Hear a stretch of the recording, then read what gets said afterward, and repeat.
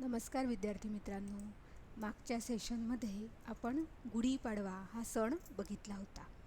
गुढीपाडवा हा सण शिशिर ऋतू संपल्यानंतर येतो असं आपण बघितलं की शिशिर ऋतूची चाहूल लागली की आपल्याला गुढीपाडवा सण आल्याचं समजतं. मग असं जे आहे तर प्रत्येक ऋतू हे कोणते कोणते आहेत आणि त्या ऋतूमध्ये काय काय बदल होतात हे बदल आपण सुद्धा लिहून ठेवू शकतो आणि ते बदल आपण निरीक्षण करून आपल्या वहीमध्ये लिहून ठेवू शकतो. आपण एखादं झाड लावलं तर झाडसुद्धा आपण कधी लावतो तर बरोबर वर्षा ऋतू म्हणजे पावसाच्या आधी आपण झाड लावतो. किंवा शेतकरी पेरणी करण्यासाठी सुद्धा मृग नक्षत्राची किंवा पावसाच्या आधीची वाट बघतात. का तर त्याच्यावरती जो पाऊस पडणार आहे त्यामुळे धान्य व्यवस्थित येऊ शकतं. मग ऋतूंचं महत्त्व आपल्याकडे खूप आहे. वर्षाचे आपल्या 12 महिने आहेत. 12 महिन्यांमध्ये कोणते ऋतू आहेत तर मुख्य ऋतू 3 आहेत. कोणते मुख्य 3 ऋतू आहेत? उन्हाळा, पावसाळा, हिवाळा. तर उन्हाळा हा काय करतो? उष्णता भरपूर असते उन्हाळ्यामध्ये. त्याच्यानंतर पावसाळा येतो. पावसाळा त्या उष्णतेला थंडावा देतो आणि त्यानंतर हिवाळा येतो. मग आपल्या इंग्रजी वर्षाप्रमाणे हे 3 ऋतू 4-4 महिन्यामध्ये येतात. 4 महिन्यामध्ये एक ऋतू असं आपल्या इंग्रजी वर्षाप्रमाणे आहे. पण आपल्या मराठी वर्षाप्रमाणे मराठी ऋतू हे 6 आहेत. आपल्या भारतामध्ये 6 ऋतू ओळखले जातात. मग मराठी महिने किती आहेत तर 12 आहेत. कोणते कोणते आहेत सांगा बघू. अगदी बरोबर. चैत्र, वैशाख, ज्येष्ठ, आषाढ, श्रावण, भाद्रपद, अश्विन, कार्तिक, मार्गशीर्ष, पौष असे 12 महिने आहेत. आणि ह्या 12 महिन्यांमध्ये 6 ऋतू आहेत. म्हणजे प्रत्येक 2 महिन्यामध्ये एक ऋतू अशी आपली कालगणना किंवा आपल्या भारतामध्ये ऋतू बघितले जातात. मग कोणते कोणते महिने आणि कोणते कोणते ऋतू आहेत? ऋतू कोणते आहेत सांगा. वसंत, ग्रीष्म, वर्षा, शरद, हेमंत आणि शिशिर असे 6 ऋतू आहेत. मग 6 ऋतू कोणत्या कोणत्या महिन्यासाठी आहेत तर पहिला कोणता महिना आहे मराठी महिना? अगदी बरोबर, चैत्र महिना आहे. मग चैत्र, वैशाख ह्या 2 महिन्यांसाठी वसंत ऋतू आहे. पुढचे कोणते आहेत? चैत्र, वैशाख, ज्येष्ठ, आषाढ. ज्येष्ठ, आषाढ ह्या महिन्यांमध्ये ग्रीष्म ऋतू असतो. श्रावण, भाद्रपद यामध्ये वर्षा ऋतू असतो. अश्विन, कार्तिक ह्या महिन्यांमध्ये शरद ऋतू असतो. त्याच्यानंतर मार्गशीर्ष, पौष याच्यामध्ये हेमंत ऋतू असतो. आणि माघ, फाल्गुन ह्यामध्ये शिशिर ऋतू असतो.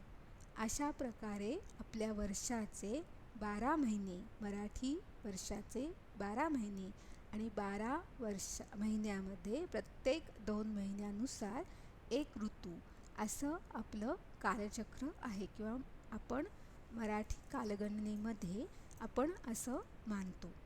मग वसंत ऋतू. मग वसंत ऋतू का महत्त्वाचा आहे तर वसंत ऋतूमध्ये अतिशय झाडांना पालवी फुटलेली असते, त्यामुळे आनंदाचं वातावरण असतं. चैत्र, वैशाख महिन्यात आपण बघितलं तर चैत्रामध्ये अतिशय पालवी फुटलेली असते किंवा आनंददायी वातावरण असतं. निसर्ग चांगला असतो. मग काय काय असतं तर त्याच्यामध्ये झुळझुळ वारे वाहू लागतात. म्हणजे फाल्गुनमध्ये, माघ फाल्गुन ह्या ऋतूमध्ये जी पानझडती झालेली असती ती पानझडती न होता अशी झाडांना पालवी फुटलेली असते. झाडांना पालवी फुटल्यामुळे नकळत काय होतं त्याच्यावरती पशुपक्षी यायला लागतात आणि पशुपक्षी आनंदानं गायला लागतात. कारण का ज्या शेवटच्या शिशिर ऋतूमध्ये पानगळती झाल्यामुळे त्यांना झाडावरती बसायला मिळालं नसतं, त्यांना घरटी करायला मिळाली नसतात. ह्या सगळ्यामुळे त्यांना काय झालेलं असतं, कंटाळा आलेला असतो. आणि तो कंटाळा जेव्हा वसंत ऋतू येतो, झाडाची पालवी फुटते, तेव्हा त्यांना हळूहळू परत झाडावरती येण्याची ओढ निर्माण होते. जसं शाळेची सुट्टी संपली की शाळेमध्ये यायची आपल्याला ओढ असते, म्हणजे आपल्याला सुट्टी हवी असते. शाळा जेव्हा सुरू असते तेव्हा आपल्याला काय असं वाटतं की शाळेला सुट्टी घेऊया किंवा नको जायला, कंटाळा आलेला असतो. पण उन्हाळ्याची सुट्टी झाल्यानंतर परत नवीन वर्गामध्ये जायचं आहे, नवीन वर्षी आपल्याला कोण कोण असणार आहे शिक्षक, किंवा नवीन वर्षी आपल्याला नवीन काय शिकायला मिळणार आहे याची उत्सुकता आपल्या मनामध्ये असते. आणि त्यामुळे आपल्याला जेव्हा मोठी उन्हाळ्याची सुट्टी घेऊन आपण शाळेत येतो तेव्हा आपल्याला आनंद झालेला असतो. तसंच पशुपक्ष्यांना सुद्धा काय झालेलं असतं, आनंद झालेला असतो की ह्या वसंत ऋतूमध्ये आता पुन्हा झाडाला पालवी फुटलेली आहे, पुन्हा आपण त्या झाडांवरती बसणार आहोत, घरटी करणार आहोत, ह्याचा वेगळा आनंद, किंवा अंडी घालून पिल्लं निर्माण करणार आहोत, ह्या सगळ्याचा आनंद त्यांना होतो. मग ह्या वसंत ऋतूमध्ये झुळझुळ वारे वाहू लागतात, म्हणजे छोटे छोटे असे वारे व्हायला लागतात आणि झाडावर कोवळी पानं यायला लागतात. ही बघा, ही जी पानं आहेत ती अतिशय कोवळी आहेत कारण छोटी छोटी आहेत. तसंच आमराई मोहरून जाते. आमराई म्हणजे काय, आंब्याची झाडं, जी झाडं एके ठिकाणी असतात, बागेमध्ये असतात, त्याला आमराई असं म्हणतात. आंब्याची झाडं जिथं लावलेली असतात, ती जी कलमं किंवा झाडं एकसारखी जी लावलेली असतात आणि तिथं जे जागा असते त्याला आपण आमराई असं म्हणतो. मग आमराईचं वैशिष्ट्य काय असतं, तर तेव्हा नुकतंच पालवी फुटून किंवा मोहोर होऊन हळूहळू कैऱ्या होण्याचं प्रमाण त्या वसंत ऋतूमध्ये सुरू झालेलं असतं आणि म्हणून त्या आमराई त्या मोहराच्या वासानं मोहरून गेलेली असते. असं म्हटलेलं आहे की प्रत्येक ठिकाणी मोहर आलेला आहे आणि आंबा किंवा कैरी लागण्याचं थोडं थोडं प्रमाण तिथं झालेलं असतं आणि त्या वास आलेला असतो. तो आंब्याचा जो वास असतो किंवा त्या मोहराचा जो वास असतो तो बघून किंवा त्या मोहरामुळे आपल्याला आनंद मिळतो. आणि त्यामध्ये कुहू कुहू कोण करतं, तर कोकिळ पक्षी कुहू कुहू गाते. कोकिळ हा गाण्यासाठी प्रसिद्ध पक्षी आहे, म्हणजे कोकिळेचं जे गाणं आहे ते सगळ्यात श्रेष्ठ आहे किंवा कोकिळेचा जो आवाज आहे तो सगळ्यात श्रेष्ठ आवाज आहे. मग आपण कुणालाही उपमा कोणाची देतो, तर कोकिळेची देतो. जसं लता मंगेशकर ह्या आपल्या गानकोकिळा, भारताच्या सगळ्यात श्रेष्ठ गायिका ह्या कोण आहेत, लता मंगेशकर. आणि त्यांना कोणती उपाधी दिली आहे किंवा त्यांना कोणती पदवी दिली आहे, तर गानकोकिळा. म्हणजे गाण्यासाठी, संगीतासाठी सगळ्यात श्रेष्ठ कोण आहे पक्षी, तर कोकिळ पक्षी आहे, जो दिसायला अतिशय काळा असतो, म्हणजे त्याला रंगरूप कमी आहे, पण त्याच्या गाण्यामुळे तो सगळीकडे प्रसिद्ध आहे. म्हणजे आपण असं सुद्धा बघू शकतो की आपल्या गुणांमुळे आपण सगळीकडे कीर्ती मिळवू शकतो. जरी आपल्याकडे रंगरूप नसेल किंवा श्रीमंती नसेल, पण आपण गाण्यानं किंवा आपल्या गुणांमुळे आपण सगळीकडे कीर्ती मिळवू शकतो. मग तसा हा कोकिळ पक्षी, की कोकिळ पक्षी कसा आहे, काळा आहे, पण तो गाण्यानं संपूर्ण जगामध्ये त्यांना कीर्ती मिळवलेली आहे. मग हा कोकिळ पक्षी गाणं कधी म्हणतो किंवा त्याला गाणं म्हणण्यासाठी उत्साह कधी येतो, तर त्यावेळी वसंत ऋतूमध्ये येतो. जसं जे गवई आहेत किंवा गाणारे आहेत ते कधी गातात, तर पहाटेच्या वेळी गातात, कारण पहाटेच्या वेळी त्यांचा रियाज हा चांगला होतो, कारण घशासुद्धा त्यांचा चांगल्या प्रकारे गाणं म्हणतो. म्हणून पहाटेच्या वेळेला जास्तीत जास्त कार्यक्रम केले जातात. म्हणजे रात्रीचे सुद्धा असतात, पण जास्त पहाटेच्या वेळेला रियाज केला जातो. म्हणजे जे गाण्याचं सराव करायचा आहे तो पहाटेच्या वेळेला केला जातो. मग हा जो तसं कोकिळ पक्षी गाण्यासाठी त्याला उत्साह कधी येतो, तर वसंत ऋतूमध्ये येतो. का वसंत ऋतूमध्ये येतो, तर ती जी आमराईचा वास असतो, आंब्याच्या मोहराचा वास असतो, झाडांच्या पालवीचा वास असतो, तो त्या कोकिळ पक्षाला गाण्यासाठी प्रवृत्त करतो, उत्साह निर्माण करतो आणि कोकिळ पक्षी गायला लागतो. अशा प्रकारे वसंत ऋतूचं वर्णन आहे. त्याचबरोबर जे हे प्राण्यांच्या बाबतीत झालं किंवा निसर्गाच्या बाबतीत झालं, माणसांच्या बाबतीत सुद्धा वसंत ऋतूचं काय वैशिष्ट्य आहे, की वसंत ऋतूमध्ये अभ्यंगस्नान पहिल्या दिवशी आपण करतो. जेव्हा वसंत ऋतूचा पहिला दिवस असतो तेव्हा आपण अभ्यंगस्नान करतो. म्हणजे ते जे वैशिष्ट्य आहे, किंवा तो उन्हाळ्याचा त्रास होऊ नये, नवीन पालवी फुटल्यामुळे आपल्याला सुद्धा आनंद झाला असतो, म्हणून आपण अभ्यंगस्नान करतो. जसं दिवाळीत करतो तेल उठणं लावून, तसंच त्यावेळी दिवशीसुद्धा अभ्यंगस्नान करतो. दुसरं वैशिष्ट्य काय आहे, की त्या वसंत ऋतूमध्ये वसंतोत्सव साजरा केला जातो आणि वसंत व्याख्यानमाला असं शहरामधनं व्याख्यानं पूर्वी व्हायची. म्हणजे जे श्रेष्ठ व्यक्ती आहेत, म्हणजे डॉक्टर बाबासाहेब पुरंदरे असतील किंवा अन्य कोणी असतील, वपू काळे असतील, अशी जी व्याख्यानं व्हायची ती व्याख्यानं वसंत ऋतूमध्ये व्हायची. कारण वसंत ऋतूमध्ये झाडांना पालवी, निसर्गाला, त्यामुळे काय होतं की बाहेर पडायला वातावरण चांगलं असतं, फिरायला जायला वातावरण चांगलं असतं. आणि म्हणून संध्याकाळच्या वेळेला ही वसंत व्याख्यानमाला असायची की जेणेकरून जे दिग्गज कलाकार आहेत, लेखक आहेत, तर त्या लेखकांचे माहिती किंवा प्रवचनं विषयांवरती व्हायची आणि नवीन नवीन विषय आपल्याला ऐकायला मिळायचे. असं वसंत व्याख्यानमाला सुद्धा सुरू असते किंवा वसंत व्याख्यानमालेमधनं आपल्याला नवीन नवीन विषय ऐकायला मिळतात. त्याचबरोबर चैत्रामध्ये काय होतं तर चैत्र गौर हा सण साजरा आपण करतो. म्हणजे चैत्र गौर ही चैत्र शुद्ध तृतीयेपासून वैशाख शुद्ध तृतीया म्हणजे 1 महिना ती घरामध्ये राहते आणि घरामध्ये रोज तिच्यासाठी गोड केलं जातं. त्याचबरोबर एक दिवस हळदी कुंकू केलं जातं.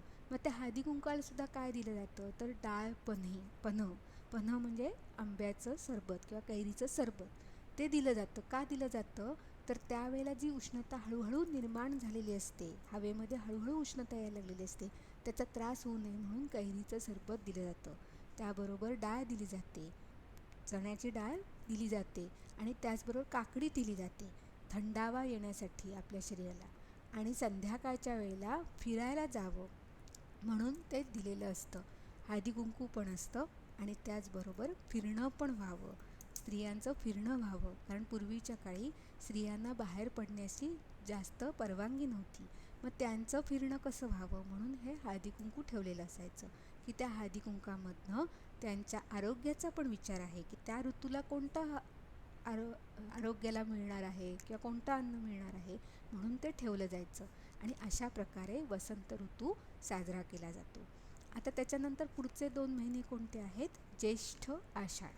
ह्याच्यामध्ये कोणता ऋतू येतो, ग्रीष्म ऋतू. म्हणजे ह्याच्यामध्ये काय होतं, अंगाची लाही होते.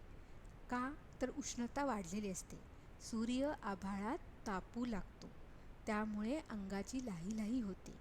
आणि काय होतं, जिकडं तिकडं ऊन पसरतं. म्हणजे जो वसंत ऋतूमध्ये हळूहळू वारे व्हायला लागले असतात तसं न होता जिकडं तिकडं ऊन आणि सगळीकडे काय होतं, वातावरण जे आहे ते तापट दमट असं होतं. जमिनीलाही भेगा पडतात, गुरे वासरे पाखरे सावलीच्या शोधामध्ये निघतात. म्हणजे झाडांना पालवी फुटलेली आहे, कुठल्या झाडामध्ये थोडी तरी सावली मिळेल अशासाठी गुरं वासरं पाखरं त्या सावलीच्या शोधामध्ये जातात. आपण सुद्धा काही काळच उन्हामध्ये राहू शकतो.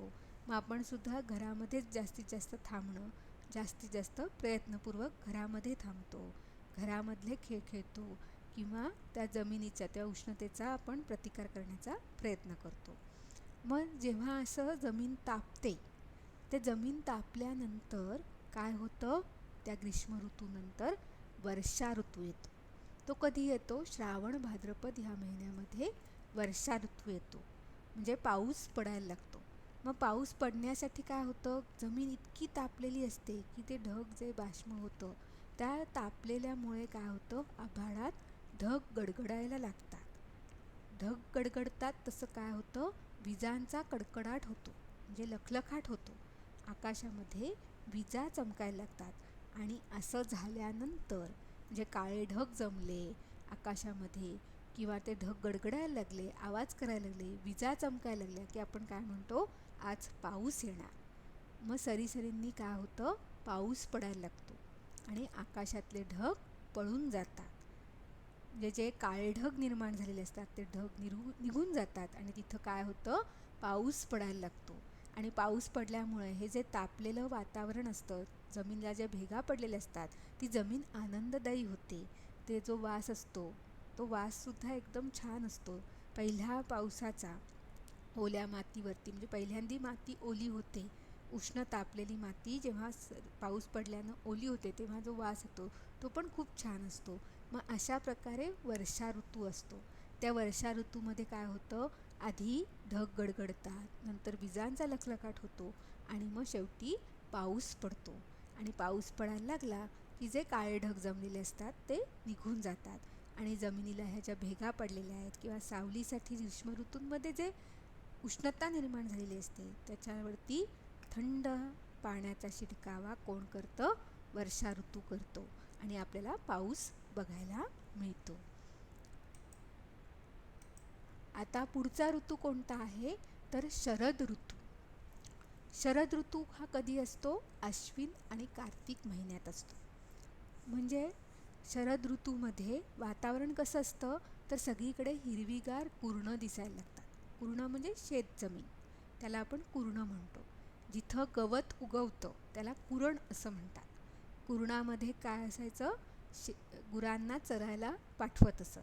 मग ही हिरवीगार कुरणं किंवा हिरवीगार शेतं ही कुठल्या ऋतूमध्ये दिसतात तर ती शरद ऋतूमध्ये दिसतात. कारण पाऊस थांबलेला असतो, श्रावण भाद्रपद महिना जातो आणि श्रावण भाद्रपद महिन्यानंतर पाऊस थांबतो आणि पावसामुळे जे गवत उगवलेलं आहे ते हिरवंगार गवत सगळीकडे दिसायला लागतं. त्याचबरोबर काय होतं, मळे, झाडे, शेती हे सगळं हिरवं होतं. जे आपण सुद्धा बघितलं तर भात शेती कधी उगवून येते, अश्विन महिन्यामध्ये येते. अश्विन महिन्यामध्ये, कार्तिक महिन्यामध्ये, आणि ती भात शेती आपण कापतो, भातं कापायचे तसं आपण म्हणतो. मग ती भातं कापण्याचा सीझन किंवा ऋतू कोणता आहे तर तो शरद ऋतू आहे. त्याचबरोबर काय होतं, पाण्याने तळी काठोकाठ भरतात आणि निरभ्र आकाशात चांदण्यांची मौज पाहावीशी वाटते. म्हणजे हे वर्षा ऋतूमध्ये आहे, त्याच्यामध्ये चांदण्या बघायला मिळत नाहीत. सूर्यसुद्धा आपल्याला कमी बघायला मिळतो. म्हणजे आकाश कसं असतं, भरलेलं असतं, ढगांनी भरलेलं असेल, पावसाने भरलेलं असेल, पण निरभ्र आकाश, निरभ्र म्हणजे स्वच्छ, निरभ्र म्हणजे स्वच्छ. स्वच्छ आकाश कधी होतं तर शरद ऋतूमध्ये होतं. आणि जेव्हा स्वच्छ आकाश होतं तेव्हा आपल्याला सूर्यप्रकाश, चंद्रप्रकाश घ्यावाच वाटतो आणि चंद्रप्रकाशामध्ये चांदण्या मोजाव्याशा वाटतात. असं वातावरण कधी असतं तर शरद ऋतूमध्ये असतं. आणि म्हणून आपण म्हणतो जीवेद शरदं शतम. असं का म्हटलेलं आहे की जसं चांगलं वातावरण, आल्हाददायक, म्हणजे सुख पण आहे, दुःख पण कमी आहे, सुख दुःख बरोबर असलेलं असं वातावरण कुठलं आहे, शरद ऋतूचं आहे. कारण वसंत ऋतूमध्ये कसं थोडीशी पालवी आहे, नंतर त्याच्यानंतर ग्रीष्म ऋतूमध्ये रखरखाट आहे, उन्हाळा आहे, त्यामुळे आपल्याला कंटाळा येतो. त्याच्यानंतर वर्षा ऋतू, मग त्याच्यामध्ये कधी पाऊस पडणार, कधी पाऊस पडणार, पाऊस पडला किती, कमी पडला, जास्त पडला की त्याच्यामुळे, जास्त पडला तर काय होणार, पूर येणार, कमी पडला तर शेती चांगली होणार नाही. म्हणजे त्यामुळे कसं असतं की पाऊस कधीही येतो, मग ते वातावरण चांगलं असतं असं नाही. पण शरद ऋतूमध्ये कसं असतं, सगळं वातावरण चांगलं, निरभ्र आकाश, चांदण्या बघायला मिळणं, त्याच्यानंतर सगळीकडे पाणी झालेलं आहे, पाण्याची कमतरता नाही आहे किंवा अति पाणी पण नाही, जेवढं आवश्यक आहे तेवढं पाणी आहे.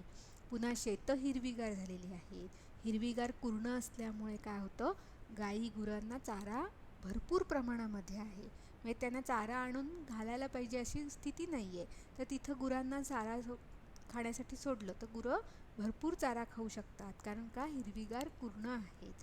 त्यामुळे काय असतं, शेतकरी आनंददायी असतो. कारण का, पीक पण आलेलं असतं, त्या काळात त्याच्याकडे भरपूर पीक आलेलं असतं, वर्षभराचं साठवणुकीचं पीक ह्या ऋतूमध्ये येतं, त्यामुळे तो आनंददायी असतो. आणि असा हा शरद ऋतू आहे. आणि असा हा शरद ऋतू, धनधान्यानं समृद्ध असा शरद ऋतू कायम आपल्या जीवनामध्ये यावा. 100 शरद असे तुम्ही पाहावेत, म्हणून आपण म्हणतो जीवेद शरदं शतम. एखाद्याला वाढदिवसाच्या शुभेच्छा द्यायच्या असतील तर आपण म्हणतो जीवेद शरदं शतम. म्हणजे शरद ऋतूसारखं वातावरण तुमच्या आयुष्यात कायम असावं, 100 तरी शरद ऋतू तुम्ही पाहावेत, असं आपण शुभेच्छा देतो. म्हणजे असं अतिशय आनंददायी काय आहे, शरद ऋतू आहे. म्हणूनच ह्या शरद ऋतूमध्ये काय असतं, कोजागिरी पौर्णिमा, जी शरद पौर्णिमेला आहे, शरद ऋतूतली पौर्णिमा ती कोजागिरी पौर्णिमा, अश्विन पौर्णिमा. आणि त्याच वेळेला शारदीय नवरात्र म्हणजे देवीचं आपण नवरात्र बसवतो. शरद ऋतूमध्ये देवी बसते म्हणून शारदीय नवरात्र 9 दिवस ती बसते म्हणून आपण शारदीय नवरात्र साजरं करतो. त्याचबरोबर त्याच्यानंतर काय करतो आपण, दिवाळी साजरी करतो. लक्ष्मीपूजन असेल, भाऊबीज असेल, हे सगळं आपण का साजरं करतो, कारण ते दिवस अतिशय आनंददायी असतात. आपल्या शेतकऱ्याकडे सुद्धा कसं पीक आलेलं असतं त्यामुळे तो आनंददायी असतो. घरातलं वातावरण आनंददायी असतं. मग धनधान्यानं समृद्धता येते म्हणून त्या पौर्णिमेला सुद्धा नवान्न पौर्णिमा म्हणजे नवीन अन्न येतं. ते नवीन अन्न आपण देवाला अर्पण करतो म्हणून नवान्न पौर्णिमा. मग नवं प्रत्येक घरामध्ये बांधलं जातं. बरोबर आहे ना, की भातांची लोंबी असेल किंवा फूल असेल त्यांना आपण काय करतो, ते आपण घरामध्ये बांधतो. मग अशा प्रकारे शरद ऋतू हा आनंदाचा ऋतू आहे. त्याच्या पुढचा ऋतू कोणता आहे तर हेमंत आहे. हेमंत ऋतू हा कधी येतो, मार्गशीर्ष आणि पौष महिन्यात येतो. मग ह्या हेमंत ऋतूमध्ये काय असतं, थंडी कडाक्याची वाढते. म्हणजे कार्तिक महिन्यापर्यंत थंडी थोडी थोडी असते, पण मार्गशीर्ष आणि पौष महिन्यात बघा थंडी खूप असते. अंगात थंडीची हुडहुडी भरू लागते. म्हणजेच काय तर थंडी खूप वाढते. मग थंडी वाढल्यानंतर काय होतं, थंडी वाढल्यानंतर शेकोटी करायला लोक जमतात. गप्पा मारण्यासाठी शेकोटी करतात. त्याचबरोबर काय असतं, पिकाच्या राखणीसाठी आपलं कसं प्रत्येक ऋतू हा पिकांसाठी कसा आहे, कारण कृषीप्रधान आपला देश असल्यामुळे पिकांच्या राखणीसाठी गोफण फिरू लागली. गोफण म्हणजे काय, की जे पाखरांना घालवायचं साधन. जसं आपण झाडं आपल्याकडे समजा माकडं आली तर आपण त्या गोफणीनं काय करतो, दगड मारतो. बरोबर आहे ना, की जेणेकरून ती माकडं निघून जातील, वानरं निघून जातील आणि आपलं पिकांचं संरक्षण होईल. म्हणजे जे काय पीक आलेलं असेल, फळं आलेली असतील, पीक आलेलं असेल, त्या पिकांचं रक्षण करायचं म्हणून गोफण फिरायला लागते. त्याचबरोबर काय होतं, आपल्याला ऊन पण हवंसं वाटायला लागतं. थंडीमध्ये थंडी जी भरलेली असते किंवा थंडी जी लागत असते त्याच्यासाठी आपल्याला उष्णता कुठं मिळेल किंवा सूर्य कसा मिळेल, त्याचं ऊन कसं मिळेल असं आपल्याला वाटावं लागतं. आणि त्याचबरोबर रात्रीच्या वेळेला काय होतं, शेकोटी केली जाते. म्हणजे पिकांच्या राखणीसाठी समजा गोफण फिरवायची असेल किंवा पिकांच्या राखणीसाठी जेव्हा शेताच्या घरामध्ये लोक राहतात, रात्रभर पिकांची राखण करतात किंवा पाणी देतात, तर त्या राखणीसाठी काय करायला लागतं, शेकोटी करायला लागते. आणि शेकोटीच्या उभेमध्ये सगळ्या गप्पा मारत असतात. जे शेतकरी एकत्र जमतात तर ते शेतकरी काय करतात, गप्पांना रंग भरतात. म्हणजे गप्पा त्यावेळेला शेकोटी करून मारतात, कारण थंडी जावी म्हणून शेकोटी केली जाते. आणि शेकोटीच्या उभेमध्ये काय केलं जातं, गप्पा केल्या जातात, गप्पा मारल्या जातात. त्याचबरोबर कसं आहे की ज्वारी वगैरे आलेली असते, मग त्या ज्वारीच्या कणसांना काय म्हणतात, हुरडा. आणि हुरडा पार्टी म्हणजे आजकाल काही ठिकाणी आपण बघतो की हुरडा पार्टी केली जाते, की आपल्याला हे माहीत नाही की हुरडा कसा असतो, ज्वारीची कणसं कशी असतात, तर त्याच्यासाठी म्हणून हुरडा पार्टी केली जाते. म्हणजे तिथं त्या शेतामध्ये जाऊन त्यावेळेला काय केलं जातं, तिथं जेवण केलं जातं किंवा हुरडा खाल्ला जातो. अशा प्रकारे आणि मग तिथं ज्या गप्पा मारल्या जातात, एकत्र आपण येतो, त्या गप्पांना रंग कधी येतो, हेमंत ऋतूमध्ये येतो. आणि ते हेमंत ऋतूचे दिवस कोणते आहेत, मार्गशीर्ष आणि पौष. त्याच्यानंतर येतो शिशिर ऋतू. शेवटचा ऋतू कोणता आहे, शिशिर ऋतू. मग शिशिर ऋतूमध्ये काय होतं, ते कोणते महिने आहेत, माघ आणि फाल्गुन. मग माघ आणि फाल्गुन, आता फाल्गुन महिन्यामध्ये काय असतं, होळी किंवा शिमगा हा सण येतो. मग तो शिमगा सण कसा आहे, तर त्यावेळेला काय झालेलं असतं, तर झाडांची पानं पिवळी पडायला लागतात. जसं आपण म्हणतो ना की म्हातारं झालो, आयुष्य संपत आलं, म्हणजे पिकलं पान गळून पडणार असं आपण म्हणतो. म्हणजे पहिल्यांदी जे हिरवं पान असतं ते हळूहळू काय होतं, पिवळं पडायला लागतं. पानांचा रंग जो हिरवा असतो तो पिवळा व्हायला लागतो. मग ह्या शिशिर ऋतूमध्ये काय होतं, झाडांची पानं पिवळी पडायला लागतात. मग नुसतीच झाडांची पानं पिवळी पडतात का, नाही, तर पानं गळून पाचोळा जमायला लागतो. पाचोळा म्हणजे एकत्र ठिकाण, पालापाचोळा आपण म्हणतो ना, की जेवढी पानं आपण एकत्र करतो त्याला पाचोळा असं म्हणतात. पालापाचोळा म्हणजे जी पानं पडतात ती पानं आपण गोळा केली. आपण समजा अंगण झाडत असू आता इथं आपल्याला काही ठिकाणी अंगण बघायला मिळतं. मग त्या अंगणामध्ये काय होतं, झाडांची पानं पडतात आणि ती पानं आपण एकत्र केली की काय होतं, पाचोळा तयार होतो. मग पानं गळून पाचोळा जमायला लागतो. मग तो पाचोळा काय केला जातो, जाळून टाकला जातो किंवा होळीमध्ये तोच पाचोळा सगळा एकत्र करून होळी त्याची केली जाते. शुभ्र पांढरे ढुके जमू लागतात आणि झाडं ओस पडू लागतात. म्हणजे झाडांना जी पालवी आलेली असते, झाडं जी चांगली झालेली असतात, म्हणजे आपण बघितलं वसंत ऋतूमध्ये झाडांना थोडी थोडी पालवी येते. त्याच्यानंतर ग्रीष्ममध्ये काय होतं, जरा उदासीनता येते कारण उष्णता असते. वर्षा ऋतूमध्ये ती झाडं टवटवीत होतात. त्याच्यानंतर शरद ऋतूमध्ये हिरवीगार होतात.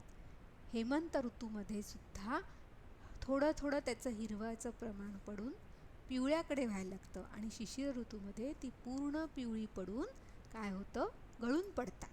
म्हणजे झाडाची जी पानं असतात ती गळून पडतात आणि गळून पडून त्याचा पाचोळा तयार होतो. आणि त्याचबरोबर शुभ्र पांढरं धुकं जमायला लागतं. म्हणजे थंडीनंतर हळूहळू काय होतं, शुभ्र पांढरं धुकं जमायला लागतं आणि झाडं ओस पडू लागतात. म्हणजे झाडांचे पालवीपण किंवा झाडांचं फांद्या ह्या नष्ट व्हायला लागतात कारण सगळी पानं गळून केल्यामुळे झाड असं दिसायला खराब दिसायला लागतं किंवा ओस पडू लागतं. म्हणजे झाडाच्या फांद्या सगळ्या ओस पडतात, त्याची पानं सगळी गळून जातात. असं वृक्ष वातावरण कुठं असतं, शिशिर ऋतूमध्ये असतं. आणि मग वसंत ऋतूमध्ये परत झाडाची पालवी. म्हणजे असं हे निसर्गाचं चक्र आहे की पालवी येणं, हिरवेगारपणा येणं आणि नंतर गळून पडणं. जसं आपल्या आयुष्यात पण असतं की बालपण, मग तारुण्य आणि मग म्हातारपण. तसंच निसर्गाचं सुद्धा चक्र आहे. मग हे ऋतू काय करतात, तर जसे ऋतूंनुसार बदल होतात तसंच माणसामध्ये सुद्धा बदल होतात. मग हे बदल आपण स्वीकारले पाहिजेत आणि त्यानुसार आपण आनंदी असलं पाहिजे, असं ऋतू आपल्याला शिकवतात. म्हणजे निसर्ग शिकवतो आपल्याला. आत्ता आपल्याला आंबा खावासा वाटतं तर आपल्याला मिळतो का, नाही, त्या काळामध्येच मिळतो. म्हणजे जेव्हा वसंत ऋतू असेल तेव्हाच आपल्याला आंबा मिळतो, चैत्र वैशाख महिन्यातच आपल्याला आंबा मिळतो. मग निसर्गाचं चक्र जसं आहे तसंच आहे. आपण मात्र कधी उठतो, कधीही अभ्यास करतो, तसं त्या निसर्गाचं नाही आहे. त्या त्या ऋतूनुसार तसं तसं घडत जातं. जसं निसर्गानं चक्र बनवलेलं आहे तसंच ते घडतं आणि तसंच आपण सुद्धा काळानुसार वेळेनुसार वागलं पाहिजे. वेळेचं पालन करणं हा गुण आपल्याला निसर्गाकडनं शिकायला मिळतो आणि ह्या ऋतूंकडनं पण आपल्याला तो शिकायला मिळतो. आणि आपण सुद्धा वेळेवर अभ्यास करणं, वेळेवर उठणं, वेळेवर सगळे जे काही आपल्या ठरलेल्या गोष्टी आहेत त्या करणं हे खूप गरजेचं आहे आणि हाच बोध आपल्याला ह्या ऋतूंनुसार मिळतो. आणि त्याचबरोबर आपण काय करू शकतो की वर्षभरामध्ये ऋतूनुसार कसं कसं घडतं, जसं त्यांनी सांगितले तसंच आपल्याला घडतं का नाही हे सुद्धा आपण निरीक्षण करून आपल्या वहीमध्ये नोंद करू शकतो.